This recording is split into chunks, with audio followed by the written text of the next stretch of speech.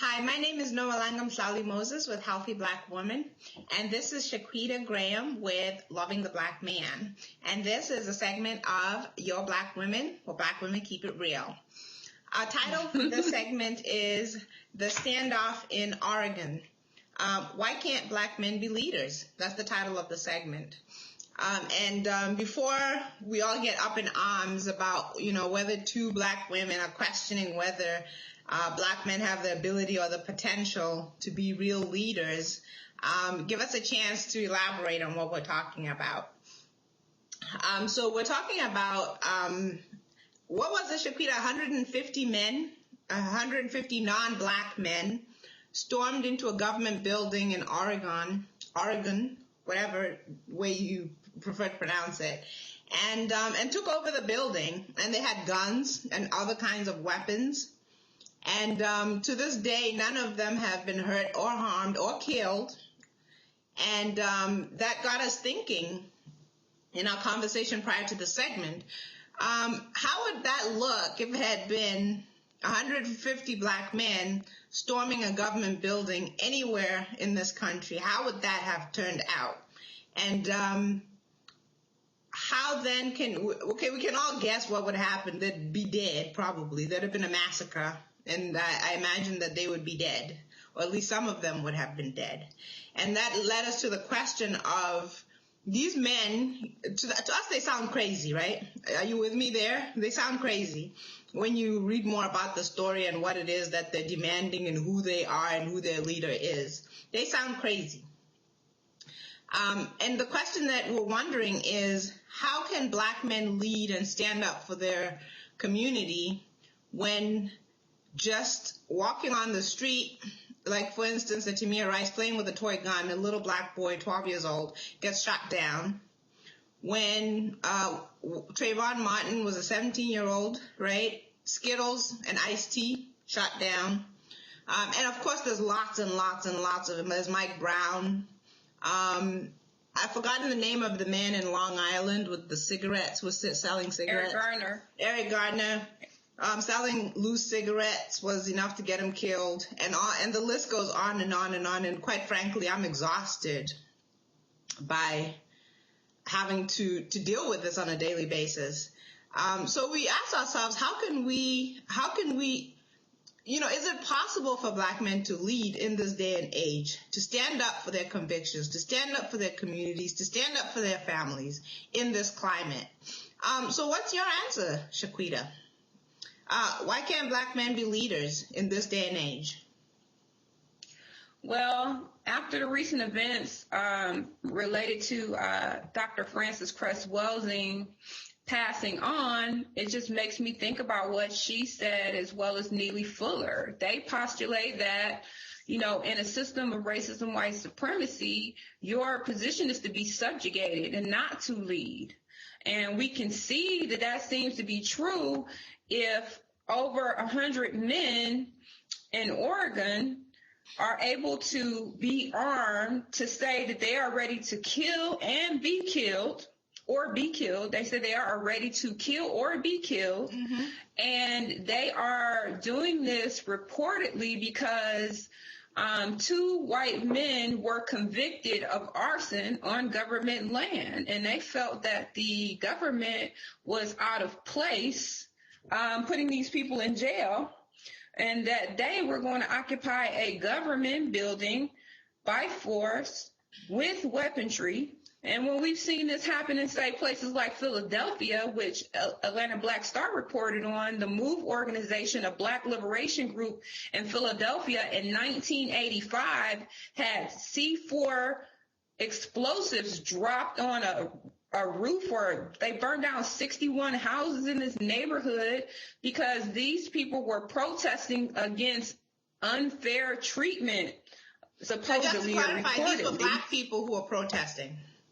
Yes, these were black people. They say, according to reports, they have been fired upon by automatic weapons. 10,000 rounds of ammunition was unloaded in the house. They killed men, women, and children, black men, women, and children.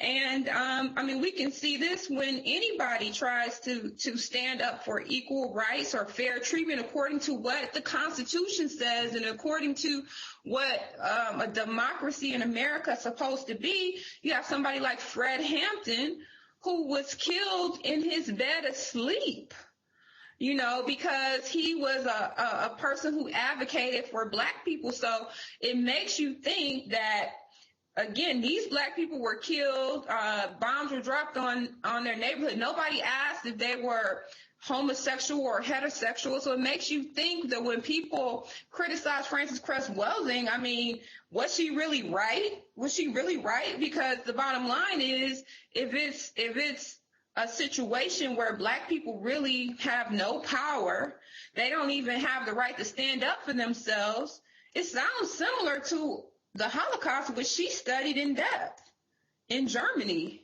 Right. It sounds very similar. And if she's right, then what? We can't have Black male leaders. I can't teach my sons to be leaders. Apparently we can't, because when we look at the public school system, our leaders are missing. Marcus Garvey is missing from the textbook. The truth of who Malcolm X was missing, and it makes sense because if they become leaders, then they will object to being in a system of racism, white supremacy. This is a little off topic, but I wanted to bring it up because it is I feel like it's relevant. If you take the current president, Barack Obama, and you look at the obstacles that he has faced trying to lead, and, today I saw maybe 30 seconds, a minute of where he was talking about gun violence and, he has a new measure in place and so forth.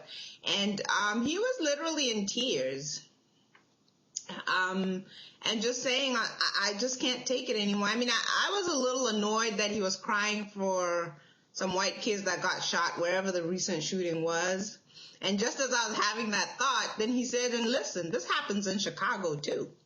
Where there is little Black boys being shot and shooting each other. But back to the point, it was that I think some of it is his frustration that he has so many obstacles to overcome as a Black man that aren't about who he is as a person and his ability to lead, but where he was already summarized as somebody who's incapable of leading.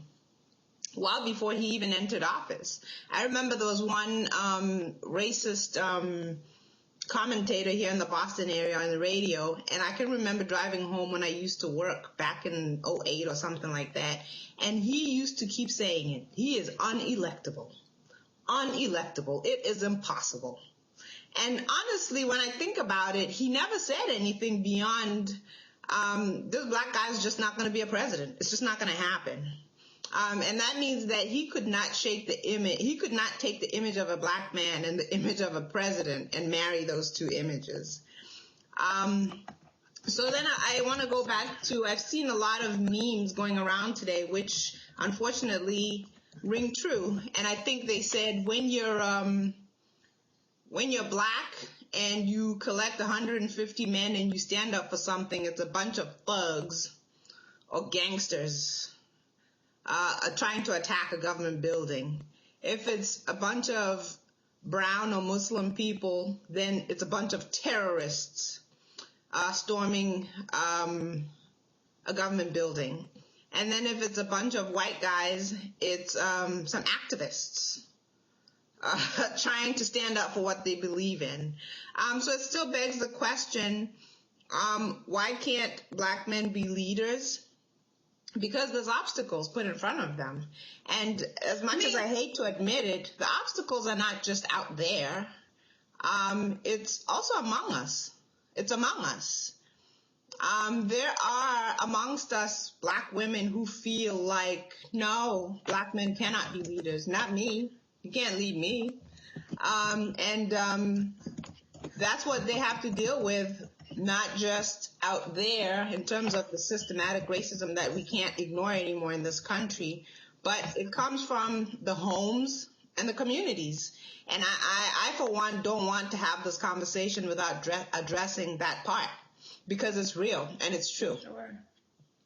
Sure. I mean, when we say why can't black men be leaders, it does have to do with so many things, namely systematic racism, white supremacy.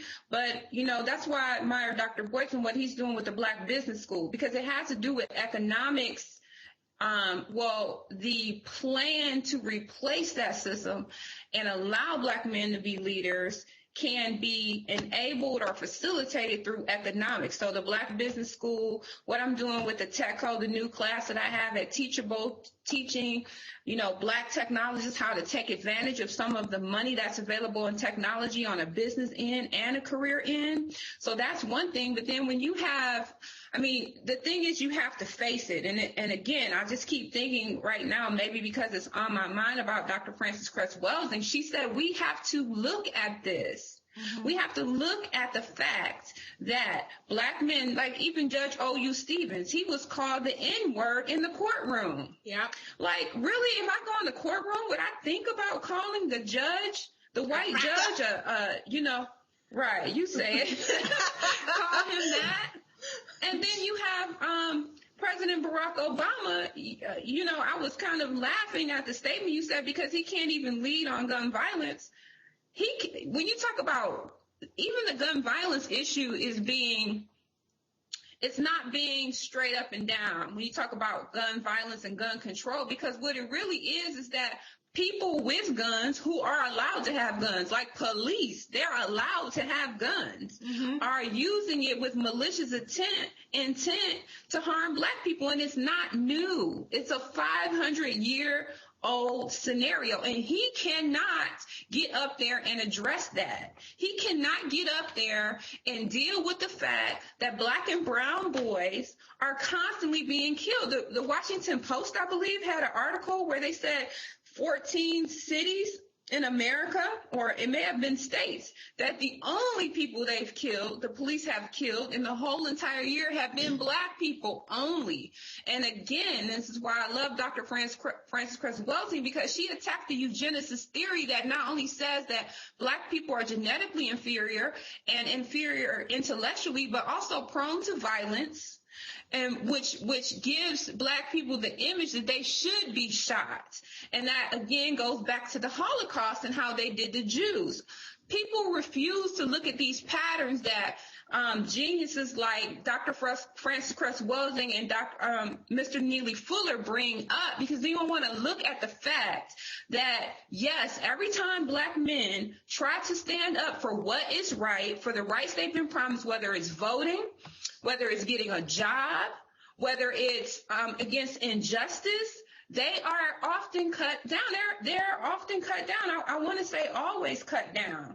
So yes, it has to do with economics. It has to do with their image being degraded, a lack of self-respect as a result of their image being attacked, lack of respect in the home and from black women who buy into this image. Tear down the structure of leadership in the black home and the black community. And that's another reason why I did lovingtheblackman.com. Right. And that's why I brought it up, knowing that you have that site or that platform, Loving the Black Man. Not to say that we can't do anything about the bigger picture in terms of, what's out there, systemic racism. We can't do, and I believe that a lot of people are doing a lot of things, but I think that we do have to start in our homes and in our communities. I believe so. I don't think it's reasonable for me to have no sense of love, appreciation, and respect for a black man on the micro level and expect it on the macro level. It doesn't make any sense at all. Right. And go ahead. I was just going to say, we need to empower our black men to protect us. Whether it's empowering our sons or empowering our husbands, our nephews, whoever it is, to say, I see you as the king, I see you as the protector, and I support you in whatever you need to do to go out there and be that. Exactly. I believe in you as that. Right. So I mean, to answer the question, why can't black men be leaders, which was the segment's title, it's because there are obstacles, and there are many, many of them. And what is the way forward? The way forward is to have a conversation with ourselves and be honest and look at the fact that sometimes we might say we desire black leaders or black men who are leaders, but are we really cultivating that environment? Or are we part of the problem, and are we the obstacles in the way that we think, in the way that we see them, and in the way that we behave and treat them and so forth? And I know that somewhere someone is rolling their eyes, and thinking, what is she talking about? Some of these people really are, and then the story goes on.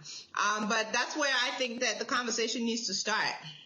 You can't ask for something when you're not cultivating the environment for it to take place. So I'll let you get the last word before we close out. I mean, again, my thing is we have to look at the situation for what it is. If we can't be in the playground, our kids can't be in the playground with a toy gun. Our sons can't walk home from the store. Our men can't stand on the street because they are supposedly doing something. We can't protest. I mean, dang, I wonder, is Dr. Frances Cress Welsing, is the theory true, and what are we going to do about it if that's the case? I think that everybody who is coming out against her needs to look at her work, revisit it, really understand what she's saying, ask yourself, but is she right? Let me suspend all this belief for a minute and just ask myself, what if she's right? What if she's right? What if we are headed towards a black Holocaust? What if that's ongoing right now? Right. What should we do? And that's just like when you're at home and you're with your husband and you hear something at the door, you hear a noise, you say, hey, baby, get up.